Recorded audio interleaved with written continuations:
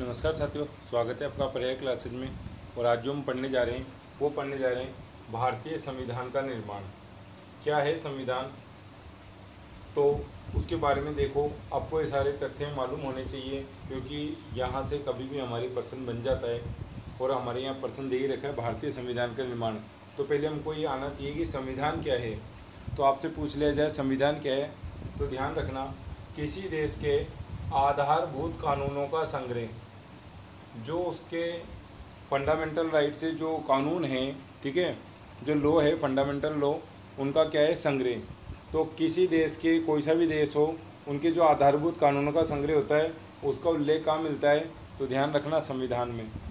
फिर बात करें सरकार व नागरिकों के, सरकार और नागरिकों के आपसी संबंधों का निर्धारण करता है कौन, संविधान। कि सरकार कैसी होगी और नागरिक, इनके बीच में किस तरह का संबंध होगा, तो उसका निर्धारण करेगा संविधान। फिर है नागरिकों के मौलिक अधिकार और कर्तव्यों का निर्धारण, नागरिकों को कौन कौन से मौलिक अधिकार दिए जाएंगे, कौन कौन से उनको कर्तव्य दिए जाएंगे, तो इसका निर्धारण कौन करता है, इसका निर्धारण आपके संविधान में किया गया है कि अगर आप भारतीय नागरिक हो तो आपको कौन से मौलिक अधिकार मिलेंगे और आपके क्या क्या मूल कर्तव्य होंगे। फिर हम बात करते हैं सरकार के विभिन्न अंग। सरकार के कितने अंग हैं, तो सरकार के 3 अंग माने जाते हैं। एक है कार्यपालिका, न्यायपालिका और व्यवस्थापिका। और इनके स्वरूप, शक्तियाँ और सीमाओं का निर्धारण करना, इनके बीच आपसी संबंध किस प्रकार के होंगे, ठीक है। सरकार किस प्रकार की होगी, अध्यक्षात्मक होगी, संसदात्मक होगी। न्यायपालिका को क्या क्या स्वतंत्रता दी जाएगी, कार्यपालिका व्यवस्थापिका में क्या समानता है, क्या समानता, मतलब जो भी है इनकी शक्तियाँ क्या होगी, ठीक है। तो वो सबका जो निर्धारण करने वाली जो चीज़ है उसे हम क्या कहते हैं, उसे हम संविधान कहते हैं। तो ये चीज़ है, ये आपको ऐसे बात ध्यान रखनी है। सबसे इम्पोर्टेंट बात ये, आधारभूत कानूनों का संग्रह, आपसी संबंधों का निर्धारण, किनके, सरकार और नागरिकों के, मौलिक अधिकार और कर्तव्यों का निर्धारण, और इनके कार्यपालिका न्यायपालिका व्यवस्था के सीमाओं, शक्तियों और स्वरूप का निर्धारण कौन करता है, संविधान। संविधान का निर्माण कैसे हुआ और संविधान से इम्पोर्टेंट क्या प्रश्न है, तो आइए हम उनकी चर्चा करते हैं। आगे देखो हम बात कर रहे हैं संविधान किसी राष्ट्र का जीवंत प्रतिरूप है। तो आपसे पूछा जा सकता है कि किसी राष्ट्र का जीवंत प्रतिरूप क्या होता है, तो ध्यान रखना संविधान। वहाँ पे संविधान भी दे दे, सरकार भी दे दे, इस तरह करके आपको प्रश्न दे दे, तो आपको ध्यान रखना है किसी राष्ट्र का जीवंत, उसको जीवित कब माना जाता है, जब उस राष्ट्र का क्या हो, संविधान। ये आपको याद रखना है। इसके अलावा ये प्रश्न बहुत बार पूछा गया है एग्जाम्स में। क्या पूछा गया है कि लोकतंत्र में अंतिम शक्ति किसमें निहित होती है, तो आप बताना जनता में, ठीक है। लोकतंत्र में जो अंतिम शक्ति है वो किसमें निहित होती है, तो जनता में। वहाँ दे देगा जनता में, संविधान में। तो फिर अधिकांश बच्चे सब कंफ्यूज हो जाते हैं कि संविधान आ गया, लेकिन आपको ध्यान रखना है कि लोकतंत्र में अंतिम शक्ति किसके हाथ में होती है, जनता के हाथ में होती है। क्योंकि संविधान को बनाने वाली भी जनता थी और संविधान में जो नेता है, मतलब जो भी प्रतिनिधि चुनते हैं, तो उनको चुनने वाली भी कौन है, जनता है। इसलिए अंतिम शक्ति किसके हाथ में रहती है, जनता के हाथ में। आप अच्छे से याद रखना, बहुत ही इंपॉर्टेंट प्रश्न है, बहुत बार एग्जाम में पूछा है और हो सकता है आपके भी पूछ ले। फिर आगे हम बात कर रहे हैं संविधान के प्रकार की। तो संविधान के 2 प्रकार है, एक तो होता है लिखित, एक होता है अलिखित। अलिखित यानी मौखिक। अब यहाँ इनके एग्जाम्पल पूछ रहे थे कि लिखित संविधान किस देश का है, तो ध्यान रखना अमेरिका और भारत, ठीक है। पहले अमेरिका का बना था, फिर भारत का बना था। तो मौखिक की बात करें, अलिखित संविधान किस देश का है, तो ध्यान रखना ब्रिटेन का। आगे हम बात करते हैं कि संविधान किस तरह से, क्योंकि हमारा टॉपिक है संविधान का निर्माण, तो ये तो इसकी बेसिक बातें थी। उसमें सबसे इम्पोर्टेंट प्रश्न ये है कि लोकतंत्र में अंतिम शक्ति किसके हाथ में होती है, जनता के हाथ में। काफ़ी बार पूछा है। और अब हमारे क्या प्रश्न बनते हैं निर्माण के संबंध में, उनकी हम चर्चा करते हैं। आगे देखो हम बात कर रहे हैं कि प्लासी और बक्सर के युद्ध के बाद, क्योंकि कहा जाता है कि प्लासी के युद्ध के बाद अंग्रेज जमने लगे और बक्सर के रूप में वो वास्तविक रूप से जम चुके थे। और फिर धीरे धीरे उन्होंने शासन सत्ता हथियाने लगे। पहले तो वो व्यापार करने आए थे, फिर उन्होंने देखा कि हम यहाँ शासन भी हथिया सकते हैं, तो फिर उन्होंने शासन हथियाया और ब्रिटिश पार्लियामेंट के द्वारा भारत के लिए कानून बनाए गए। तो पूछ लिया जाता है सबसे पहला कानून कब बनाया गया, तो आपको याद रखना है सबसे पहला कानून जो बनाया गया था उसका नाम था रेगुलेटिंग एक्ट। और ये कब बना, तो ये बना था 1773 में। फिर प्रश्न आता है कि पिट्स इंडिया एक्ट कब बना, तो ये जो संविधान मतलब रेगुलेटिंग एक्ट बना था इसके लगभग 11 साल बाद। तो देखो आप इधर 11 जुड़ोगे, 3 के बाद 4 आ गए, 7 के बाद 8 आ गए। तो पिट्स इंडिया एक्ट कब बना, 1784 में। फिर इसके बाद में 1813 का चार्टर एक्ट ये आया। फिर इसके बाद बना भारत शासन अधिनियम, ये बना 1909 जिसे हम मार्ले मिंटो सुधार कहते हैं। इसका एक और नाम है, वो ध्यान रखना, मार्ले और मिंटो सुधार, मार्ले मिंटो सुधार कहते हैं। फिर इसके बाद में भारत शासन अधिनियम 1919 आया और इसे हम चैम्सफोर्ड मॉन्टेस्क्यू,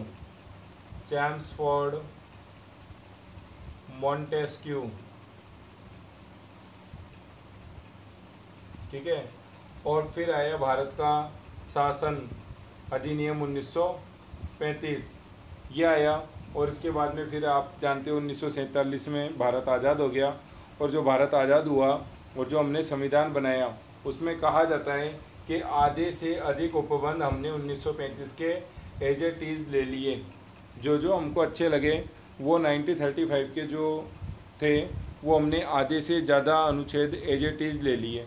तो ये प्रश्न भी पूछा गया है कि किस भारत शासन अधिनियम से हमने क्या है कि सबसे ज़्यादा अनुच्छेद लिए। तो आप ध्यान रखना 1935 से 1935 भारत सरकार अधिनियम से। आगे हम बात करते हैं और क्या क्या महत्वपूर्ण बातें भारतीय संविधान के निर्माण में। देखो आगे हम बात कर रहे हैं कि संविधान सभा के प्रथम दर्शन, ये प्रश्न भी पूछ लिया गया है कि संविधान सभा की सबसे पहले बात किस व्यक्ति ने की, तो कौन था वो महापुरुष, तो ध्यान रखना तिलक। फिर आता है कि किस में की, तो तिलक आप जानते हो स्वराज की बात करते थे तो स्वराज विधेयक में की। और कब की, तो ध्यान रखना 1895 में, यानी 1895 में स्वराज विधेयक में इन्होंने बात की। तो सबसे पहले बात करने वाले व्यक्ति कौन थे, तिलक। फिर उसके बाद बात आती है महात्मा गांधी की। 1922 में गांधी जी ने क्या मांग रखी, गांधी जी ने मांग रखी कि भारत का राजनीतिक भाग्य भारतीय स्वयं बनाएंगे। तो भारत का राजनीतिक भाग्य किसके हाथ में था, आप ऐसे याद रखो, आपसे प्रश्न पूछ लिया जाएगा कि भारत का राजनीतिक भाग्य भारतीय स्वयं बनाएंगे, ये कथन किसका है। तो आप ध्यान रखो उस समय भारत का राजनीतिक भाग्य किसके हाथ में था, कौन सा व्यक्ति था ऐसा, तो महात्मा गांधी था, महात्मा गांधी जी थे। तो महात्मा गांधी जी से आपको याद आ जाएगा कि भारत का राजनीतिक भाग्य उस समय किसके हाथ में था, महात्मा गांधी जी के हाथ में। फिर आगे हम बात करते हैं 1934 में एक व्यक्ति था एम.एन. रॉय। इन्होंने क्या कहा, इन्होंने व्यक्तिगत मांग रखी। अगर आपसे पूछ ले संविधान सभा की व्यक्तिगत मांग किसने रखी, कि ऐसा व्यक्ति जो अकेला ही कह रहा है कि मुझे संविधान सभा चाहिए, वो थे एम.एन. रॉय। फिर 1936 में लखनऊ अधिवेशन में इस हादसे का प्रस्ताव पारित किया, किस हादसे का, कि एक संविधान होना चाहिए। तो प्रश्न पूछे जाते हैं कि ऐसा कौन सा अधिवेशन था जिसमें संविधान निर्माण के जो प्रस्ताव है वो पारित किया गया। तो आपको ये याद रखना पड़ेगा, लखनऊ अधिवेशन कब हुआ था, 1936 में। फिर आता है प्रश्न कि 1938 में पंडित जवाहरलाल नेहरू ने संविधान सभा का गठन निर्वाचित व वैश्य का मताधिकार से होगा, इस तरह की बात कही।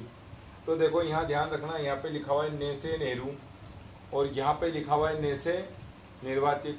अगर आप ऐसे याद रखोगे, और निर्वाचन कैसे होता है, तो आप जानते हो जब निर्वाचन होता है तो हम चुनते हैं वैश्य मताधिकार से। तो ने से नेहरू याद रखना, ने से निर्वाचन याद रखना, और निर्वाचन होता है वैश्य मताधिकार से। तो आपको ये बात याद रह जाएगी, ठीक है, क्योंकि सन की बजाय वो व्यक्तियों के नामों पे प्रश्न पूछ लिया जाता है। तो आप नामों को फोकस करो।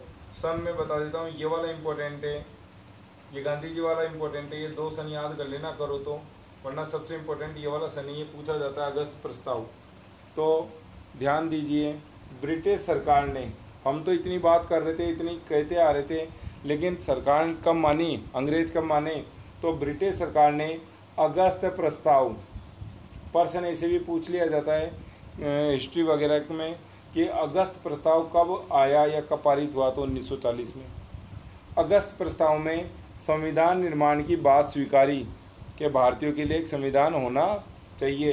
अंग्रेजों ने कब मानी ये बात? तो 1940 में अगस्त प्रस्ताव में। तो इस तरह से ही इम्पोर्टेंट बातें जो आपको ध्यान में रखनी है, ठीक है। तो कैसे ध्यान रखोगे? देखो, जब हम संविधान सभा प्रथम दर्शन करते हैं, किसी के दर्शन करते हैं, तो हम उसको क्या लगाते हैं? तिलक लगाते हैं। इस तरह याद रखो। गांधी जी क्या कहते हैं? भारत का राजनीतिक भाग्य किसके हाथ में था? गांधी जी के हाथ में था। M.N. रॉय क्या कह रहा है? ठीक है, तो M.N. रॉय तो व्यक्तिगत मांग लग रही है एक तरह से। फिर लखनऊ अधिवेशन कब हुआ? 36 में। फिर ने से नेहरू, ने से निर्वाचित, व्यस मताधिकार। और ब्रिटिश सरकार ने कब बात मानी? तो 1940 में। इसमें अगस्त प्रस्ताव में। तो आप आसानी के साथ याद रख सकते हैं, क्योंकि हम भारत का निर्माण पढ़ रहे हैं, हमारे टॉपिक का नाम है। और भारत का निर्माण की जो ये है तारीख है, किस व्यक्ति ने क्या कहा, तो ये वेरी इंपॉर्टेंट है। इनको आप देखिए, सबसे इम्पोर्टेंट ये वाली चीज़ है और तिलक वाली है, ठीक है। वैसे पूछा कुछ भी जा सकता है, तो ये चीज़ों को आप ध्यान में रखिए। आप स्क्रीनशॉट ले सकते हैं, ठीक है। हम आगे चलते हैं कि किस तरह से संविधान सभा बनी, कितने उसके सदस्य थे, इन सब की चर्चा आगे करते हैं। देखो, आगे हम बात करते हैं 1942 में क्या हुआ। तो क्रिप्स मिशन 1940 में अगस्त प्रस्ताव में सरकार ने मांग मानी। तो 1942 में क्रिप्स, जो स्टैफोर्ड क्रिप्स थे, उनके नेतृत्व में, तो क्रिप्स के नाम पे इस मिशन को कहा जाता है। क्रिप्स मिशन कब आया? तो 1942 में भारत आया। लेकिन कांग्रेस और मुस्लिम लीग के दोनों ने इसको क्या कर दिया? नकार दिया। इससे बातचीत करने को मना कर दिया, ठीक है, क्योंकि इसकी कार्य योजना हमको क्या नहीं लग रही थी? सही नहीं लग रही थी, इसलिए हमने मना कर दिया। वापस 1946 में, ठीक है, क्योंकि 1945 में लेबर पार्टी की इंग्लैंड में सरकार बन चुकी थी, जो कि एक तरह से मजदूर वर्ग की सरकार थी, और वो चाहती थी कि भारत को हम सत्ता हस्तांतरित कर दें। तो इसलिए कैबिनेट मिशन भारत भेजा गया। भारत आया, जिसमें 3 सदस्य थे। तो पर्सन कई बार आए। कैबिनेट मिशन भारत कब आया? क्रिप्स मिशन भारत कब आया? तो ये सन इम्पोर्टेंट है, इनको आपको याद करना ही पड़ेगा। क्या क्रिप्स मिशन कब आया था? तो 1942 में। कैबिनेट मिशन कब आया? 1946 में। अब यहाँ बहुत बार कंफ्यूज हो जाते हैं। तो देखो आप, यहाँ छोटा नाम है क्रिप्स, यहाँ बड़ा नाम है 4 अक्षर का। तो जो बड़ा नाम है ना, वो बाद में आया, और जो छोटा नाम है वो पहले आया। तो एक था 42, एक था 46। इसमें 3 सदस्य थे। कौन कौन थे? अब ये सदस्यों के नाम भी पूछ लेता है, ठीक है। फर्स्ट ग्रेड वगैरह के ऐसे पेपर जो होते हैं थोड़े टफ है, या आपसे ही अगर कठिन प्रश्न पूछना चाहे तो फिर आपके यहाँ प्रश्न बनेगा। तो ये 3 नाम आपको कैसे याद रहे? देखो, मैं आपको याद कराता हूँ, आप समझिए, इसको आपको याद हो जाएगी। जैसे यहाँ लिखा मैंने एक का मतलब, एक की जगह आप क्या बोलो? पहला। क्या याद रखो? पहला। तो पे से क्या हो जाएगा? Pethick Lawrence. क्या हो जाएगा? पे से हो जाएगा आपके पैथिक लॉरेंस, ठीक है। फिर ये 2, इसको गणित की तरह बनाओ, तो 2 की तरह क्या बन रहा है? स्टे।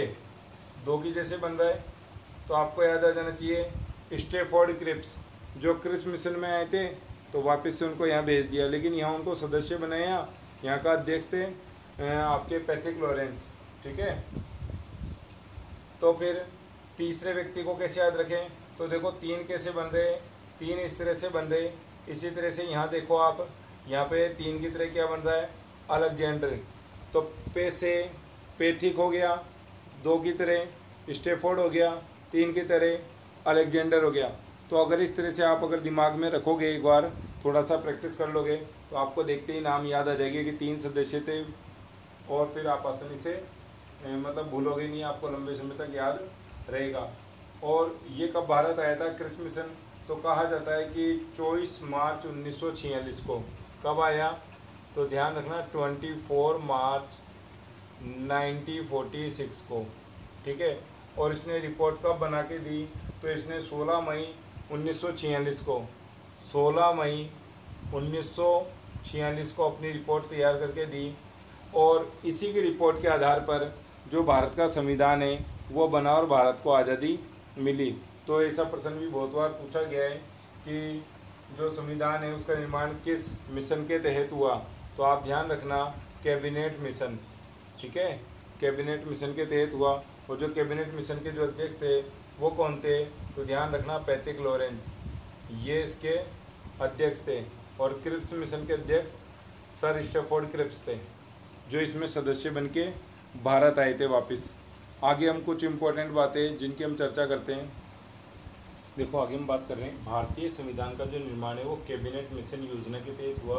तो ये मोस्ट प्रश्न है आपके लिए, आप इसको ध्यान में रखना। फिर प्रत्येक 10 लाख जनसंख्या पर संविधान सभा का एक सदस्य चुना गया।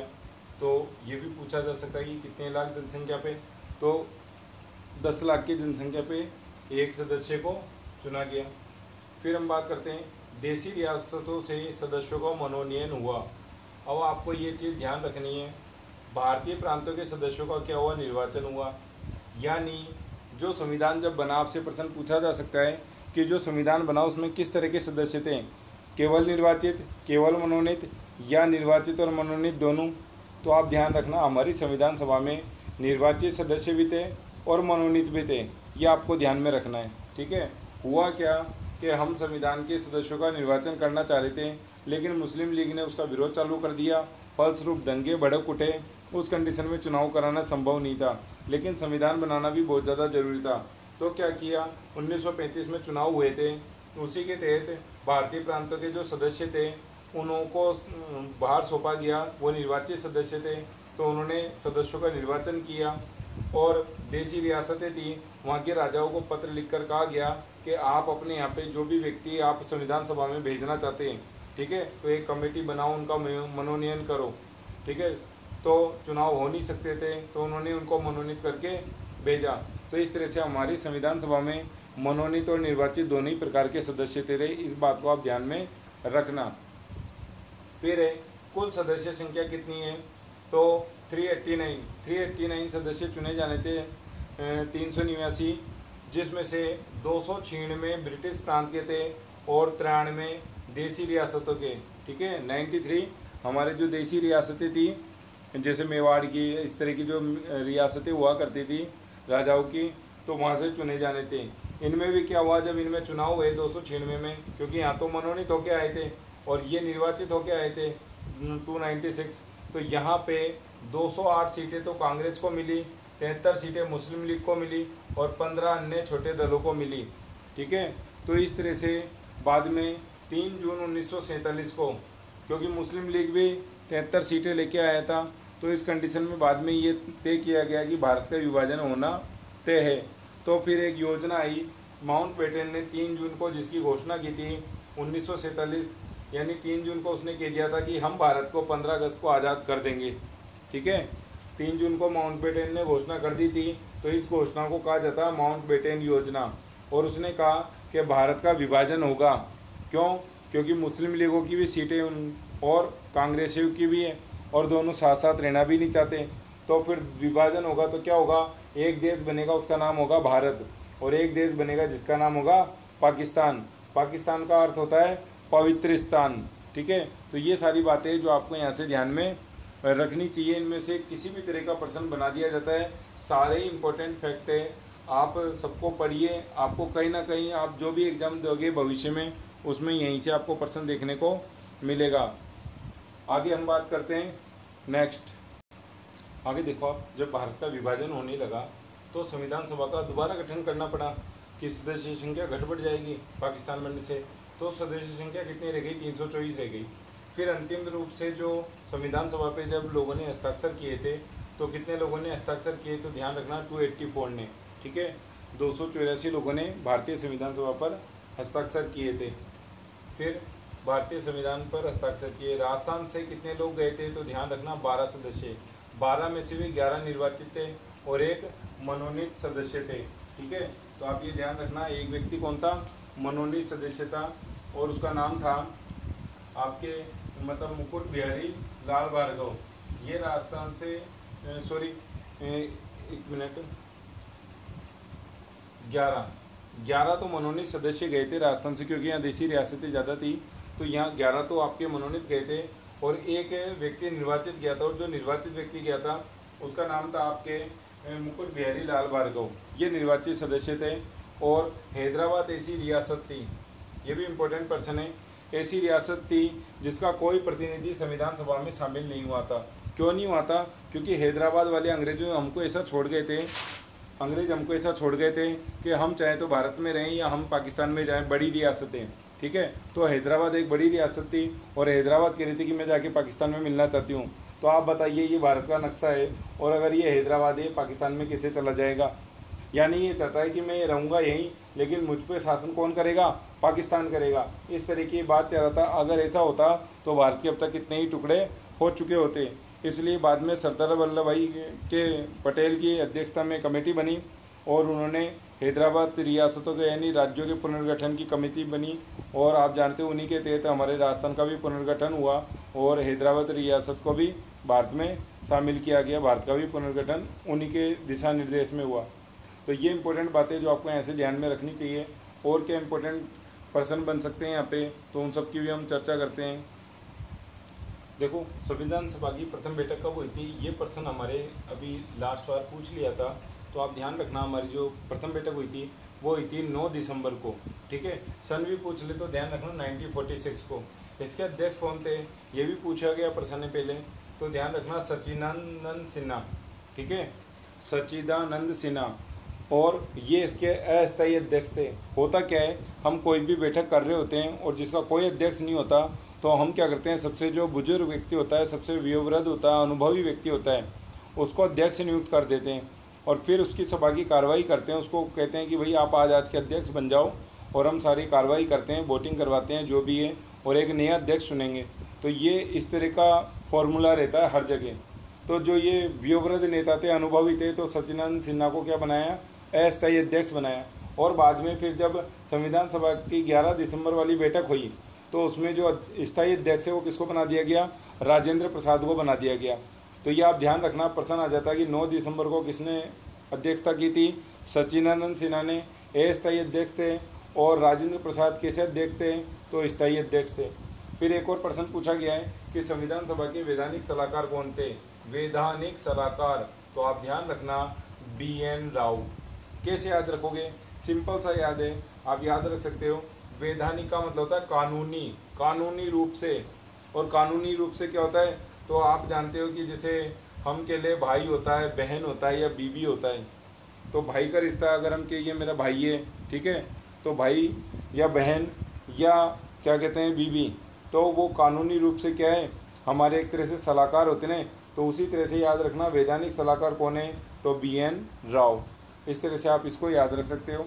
आगे देखो, उद्देश्य प्रस्ताव। उद्देश्य प्रस्ताव किसने रखा, ये सारे प्रश्न पूछे गए जो मैं आपको बता रहा हूँ विभिन्न एग्जाम में। कोई ये कांस्टेबल, ये SSC GD, सब में अलग अलग पेपर में अलग अलग, पटवारी, सब में प्रश्न पूछे गए, ठीक है। तो इम्पोर्टेंट क्वेश्चन से आपको इनको याद करना ही पड़ेगा, याद कीजिए। उद्देश्य प्रस्ताव रखा गया, तो ध्यान रखना पंडित नेहरू के द्वारा। तारीख को याद मत कीजिए भले से, लेकिन जो नाम है वो आपको याद करने पड़ेंगे क्योंकि नाम पे हमारे प्रश्न पूछ लेता है। तो उद्देश्य प्रस्ताव किसने रखा, तो ध्यान रखना पंडित नेहरू जी ने। कब रखा, तो 13 दिसंबर 1946 को। पारित कब हुआ, तो ध्यान रखना 22 जनवरी 1947 को, ठीक है। तो 22 जनवरी 1947 को ये पारित हो गया था। आगे हम और कुछ इम्पोर्टेंट क्वेश्चन है जिनकी चर्चा करते हैं। देखो, आगे हम बात कर रहे हैं कि संविधान निर्माण के लिए जो समितियां बनी थी उनमें 8 बड़ी और 15 छोटी समिति थी। कभी कभी तो केवल संख्या ही पूछ लेता है कि कितनी बड़ी थी या कितनी छोटी थी। फिर अगर इनकी बात करें तो आपको मिसमैच करने वाला प्रश्न भी यहाँ पे दिया जा सकता है, या कभी कभी डायरेक्ट भी पूछ लेता है। सबसे ज़्यादा बार ये वाला प्रश्न पूछा हुआ है कि प्रारूप समिति के अध्यक्ष कौन थे, ठीक है। तो आप ध्यान रखना BR अम्बेडकर, सबसे ज़्यादा बार प्रश्न पूछा हुआ है ये। वैसे कोई सा भी प्रश्न पूछा जा सकता है, लेकिन जितने भी एग्ज़ाम देखे मैंने पुराने पेपर, उनमें सबसे ज़्यादा बार ये प्रश्न पूछा गया प्रारूप समिति के। तो हम एक एक की चर्चा कर लेते हैं। देखो, कोई कठिन नहीं है। ये देखिए आप, ये 3, ठीक है। तो यहाँ तीनों जगह कौन आ रहे, यहाँ आ रहे नेहरू जी। देखो, संघ, संघीय, तो संघ और संघीय मिलता जुलता है, तो संघ और संघीय और राज्य। तो संघ हम किसको कहते हैं, केंद्र को। तो आपको मालूम है केंद्र और राज्य बोलते हैं, तो वैसे बोलो संघ और राज्य। तो संघ से संघ के भी पंडित जवाहरलाल नेहरू हो गए, संघ यानी संघीय के भी पंडित जवाहरलाल नेहरू हो गए, और राज्य बोलोगे तो पंडित जवाहरलाल नेहरू हो गए। तीनों के याद हो गए। इसके बाद हम बात करते हैं प्रांतीय के। तो देखो, प्रांतीय, अब आप जानते हो कि जो प्रांत है उनको पुनर्गठन का काम किसने किया, तो जो सरदार होगा, जो प्रमुख व्यक्ति होगा, ठीक है, वही व्यक्ति कर सकता है। तो प्रांतीय संविधान तो सरदार वल्लभ भाई पटेल। मौलिक अधिकार और अल्पसंख्यकों को संबंधी जो परामर्श देने, ठीक है, तो इनके बारे में कौन काम करेगा, तो आप ध्यान रखना सरदार वल्लभ भाई पटेल। जो सरदार होता है वो ये काम करता है कि जो अल्पसंख्यक है इनके बारे में सोचेगा, ठीक है। फिर प्रारूप समिति का मैंने आपको बता ही दिया, प्रारूप, ठीक है, तो BR अम्बेडकर। ये प्रारूप समिति का मतलब है कि संविधान का प्रारूप किस तरह का होगा, किस तरह का हमारा संविधान होगा, तो उसका प्रारूप यानी ढांचा किसने बनाया, ठीक है, तो वो बनाने वाले थे BR अम्बेडकर साहब। इसलिए इनको क्या कहते हैं, इनको हम कहते हैं संविधान का जनक। पर्सन आ जाता है संविधान का जनक किसे कहा जाता है, तो ध्यान रखना BR अम्बेडकर साहब को कहा जाता है, क्योंकि इन्होंने क्या बनाया था, संविधान का प्रारूप बनाया था। फिर है प्रक्रिया नियम समिति, तो प्रक्रिया तो राजेंद्र प्रसाद, और संचालन समिति तो राजेंद्र प्रसाद।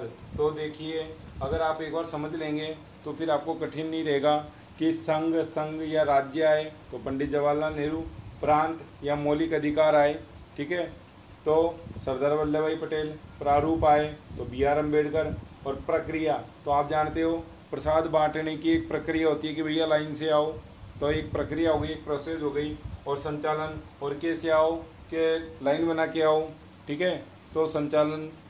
तो इस तरह से आप इनको सबको एक साथ याद कर सकते हो। और देखो आगे हम प्रारूप समिति जो थी उसने फरवरी 1948 में पहला प्रारूप प्रकाशित करवाया, जिस पर भारत के लोगों ने विचार किया और सुझाव दिया, और इसके लिए उनको कितने समय, 8 महीने का समय दिया गया। तो ये ध्यान रखना आप, कितने महीने का समय दिया गया, 8 महीने का समय दिया गया। इन सुझावों और संशोधनों के अनुरूप प्रारूप बनकर नवंबर 1948 में जब तैयार हो गया तो संविधान के सामने क्या किया गया, प्रस्तुत किया गया, और इस पर 3 बार वाचन हुआ। तो ये इंपॉर्टेंट क्वेश्चन ही पूछ लिया जाता है कि कितनी बार वाचन हुआ, तो 3 बार वाचन हुआ, ठीक है, डायरेक्ट प्रश्न आता है, कुछ याद नहीं करना, केवल 3 बार वाचन हुआ। फिर कब कब हुआ, दूसरा प्रश्न ये बनता है कि कब कब वाचन हुआ, तो आप ध्यान रखना प्रथम वाचन जो हुआ था वो केवल 5 दिन चला, 4 नवंबर से लेकर के 9 नवंबर 1948, ठीक है। दूसरा वाचन जो हुआ, वाचन का मतलब है पूरा जो संविधान था उसको पढ़ा गया, ठीक है, तो वो पढ़ा गया 15 नवंबर 1948 से लेकर के 17 अक्टूबर 1949, यानी आप देख लीजिए 15 नवंबर को चालू हुए थे 48 में और 17 अक्टूबर 1949, ठीक है, यानी लगभग 11 महीने के लगभग हमको समय लग गया इसमें। फिर तीसरा वाचन जो हुआ वो हुआ आपके 14 नवंबर 1949 से 26 नवंबर 1949 को। तो प्रश्न ऐसे आ जाए कि सबसे अधिक समय तक कौन सा वाचन हुआ, तो ध्यान रखना दूसरा सबसे लंबी समय अवधि तक चला, और सबसे कम अवधि तक आ जाए तो प्रथम, ठीक है, जो केवल 5 दिन चला था। अब आप ध्यान रखो, देखो यहाँ पे नवंबर है, यहाँ नवंबर है, यहाँ नवंबर है, यहाँ 4 है, 4 के बाद 5 आता है तो 15 कर दो, और फिर 1 घटा दो तो फिर 14 कर दो। तो इस तरह से आपको ये डेट याद हो जाएगी, ठीक है। यहाँ कुछ नहीं है, यहाँ 1948 है, यहाँ 48 है, यहाँ 49 है, तो 2 बार यहाँ 48 लिख देना, 1 बार 49 आ जाएगा, यहाँ 1 बार 48 आएगा और 2 बार 49 आएगा। अगर आप ऐसे याद रखोगे तो आपको आसानी से ये सन याद भी रह सकते हैं, ठीक है। थोड़ा सा आपको प्रैक्टिस तो करनी पड़ेगी, तो वो आप कर लेना। आगे देखो हम बात करते हैं, कर रहे हैं कि 26 नवंबर 1949 को भारतीय संविधान बनकर तैयार हो गया। तो ये प्रश्न कई बार पूछा हुआ है कि भारतीय संविधान कब बन गया था, तो आपको ये डेट याद रखनी है 26 नवंबर 1949 को। फिर इसको लागू क्यों नहीं किया गया, तो इसके पीछे भी कहानी है कि जो 26 जनवरी 1930 है, तो जब प्रथम बार भारतीय स्वतंत्रता दिवस मनाया गया था। अब अंग्रेज़ों ने हमको जब 15 अगस्त को आज़ाद करने की घोषणा 3 जून को कर दी, तो हम उनको ये थोड़ी कहते कि भैया हमको और गुलाम रखो और हमको जब 26 जनवरी आए जब भी हमको क्या कहते हैं आज़ाद करना। तो ये बन तो 26 नवंबर को गया था, लेकिन लगभग 2 महीने का समय बाकी था। तो उस दिन को यादगार बनाने के लिए, क्योंकि 1929 में दिसंबर 1929 में रावी नदी के तट पर जवाहरलाल नेहरू ने घोषणा की थी कि हम 26 जनवरी 1930 को स्वतंत्रता दिवस मनाएंगे, और ऐसा हुआ भी, और उसमें कई व्यक्ति शहीद भी हो गए। तो उन शहीदों को श्रद्धांजलि देने के लिए ऐसा किया गया कि इस संविधान को बनने के बाद भी 2 महीने तक रोका गया, और इसको जो लागू करने की डेट है वो 26 जनवरी 1950 आती है। तो इसके पीछे जो ऐतिहासिकता है वो मैंने आपको कहानी के माध्यम से बताई। तो देखो 26 नवंबर 1949 को भारतीय संविधान बनकर तैयार हो गया और इसीलिए 2015 से, ठीक है, ये प्रश्न भी पूछ लिया था फर्स्ट ग्रेड में कि संविधान दिवस कब मनाया जाता है। तो संविधान दिवस 2015 से चालू किया है मनाना। कब मनाया जाता है? तो संविधान बनकर तैयार हुआ था 26 नवंबर को, तो संविधान दिवस भी मनाया जाता है 26 नवंबर को। इस दिन क्या हुआ था? संविधान को अंगीकृत, अधिनियमित और आत्मर्पित किया गया। तो ये प्रश्न भी एक बार सेकंड ग्रेड में पूछा हुआ है और मैं खुद वो पेपर देने गया हुआ था। किया क्या एग्जामिनर ने? ये किया, अंगीकृत लिख दिया, अधिनियमित लिख दिया, आत्मार्पित लिख दिया, फिर अगले में अंगीकृत के बाद आत्मार्पित आगे कर दिया, अधिनियमित पीछे कर दिया, तीसरे ऑप्शन में अधिनियमित आगे कर दिया। और इस तरह से करने के बाद में मतलब कहा गया कि इनमें से सही क्रम क्या है। तो आपको भी आना चाहिए क्योंकि प्रश्न पूछा जा चुका है और वापस बन सकता है। और मैं खुद उस दिन क्या करके आया था पता नहीं, लेकिन उसके आने के बाद मैंने इसको जो पढ़ा और जो याद किया, आज तक मुझे याद है और आपको भी याद हो जाएगा। देखो, अंगीकृत, अधिनियमित और आत्मर्पित, ये मानो कि अगर हमारे पास ये कोई बुक्स है माना, ठीक है, पेन की जगह बुक्स है माना, तो सबसे पहले हमने क्या लिया? उस बुक्स को हाथ में लेते हैं। तो सबसे पहले हमने क्या किया? अंग यानी उसको छुआ, अंगों से ही तो छुआ, हाथ हमारा अंगी तो है। फिर अधिनियमित, फिर उस बुक्स को खोला, खोल करके क्या करने लगे? पढ़ने लगे, यानी उसके अधिनियम पढ़ने लगे कि अधिनियम एक ये कहता है, दो ये कहता है। फिर आत्मार्पित, फिर जब वो हमको याद हो गई, कंठस्थ हो गई, तो वो हमारे आत्मा में बस गई। तो इस तरह से आप याद रख सकते हो कि सबसे पहले हमने बुक्स को हाथ में लिया, तो हाथ में लिया यानी अंग लगाए, फिर अधिनियम, फिर उसको खोलकर पढ़ने लगे तो अधिनियम पढ़े, फिर क्या किया? याद हो गई यानी आत्मा में अर्पित हो गई। इस तरह से अगर आप याद रखते हो तो ये आपको हमेशा के लिए याद हो गया है। इस तरह का प्रश्न पूछा भी गया और पूछा जा सकता है। फिर देखो, संविधान सभा की अंतिम बैठक कब हुई? तो ध्यान रखना, 24 जनवरी 1950 को संविधान सभा की अंतिम बैठक हुई थी और 284 सदस्यों ने संविधान सभा पर हस्ताक्षर किए थे।